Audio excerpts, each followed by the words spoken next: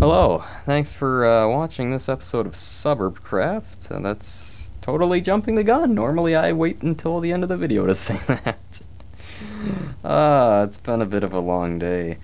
Hello and welcome to this episode of SuburbCraft. In today's episode we're going to be taking a look at something a little bit different. Normally what I do is pretty kind of generic, if you will. Not generic in the sense of what everybody else is building, but just in the grand scheme of things. 60s, 70s, 80s sort of homes that aren't terribly distinct or anything.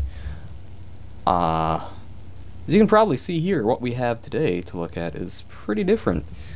So this is a little ranch house that is in a very distinctly 1950s sort of style. It has the sharp kind of triangular lines, the low profile, very smooth sort of look to it in terms of a lack of just clutter, I guess, in general.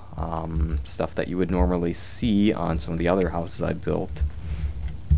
So, as you can see, this doesn't actually have a garage, it just has a carport, which is what the home I based this off of has.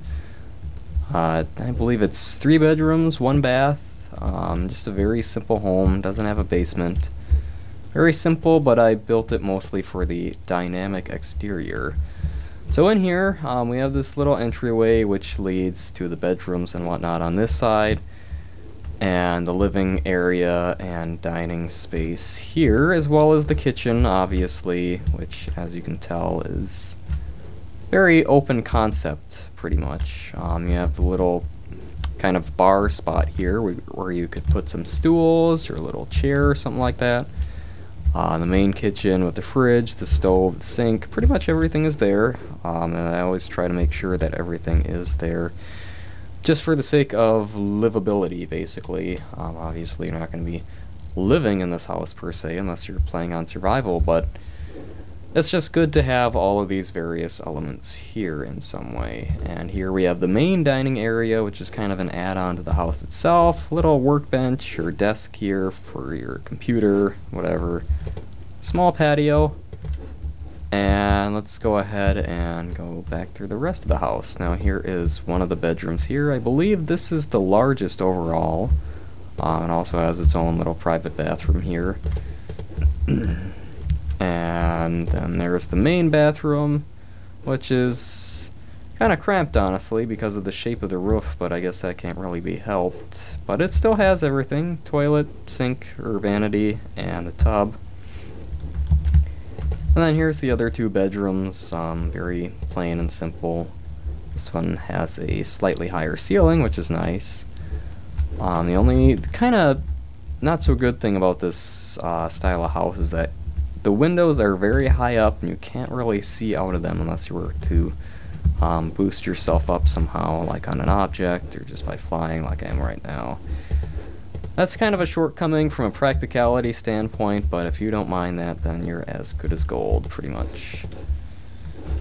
So, that's about it for this little walkthrough here of the 1950s. I don't know what exactly I would call this. Maybe, I don't know, futuristic, maybe? Modern? 50s modern? I think that works, actually. 50s modern suburban house. As you can see, this little block has a couple more like it, which I may be doing walkthroughs of in the future. I'm not really sure. We'll see what time allows, as always. But anyways, now is the time for the thank yous. Thank you for watching this video, as always, and if you enjoyed, please feel free to leave a like or comment or subscribe or whatnot if you haven't already.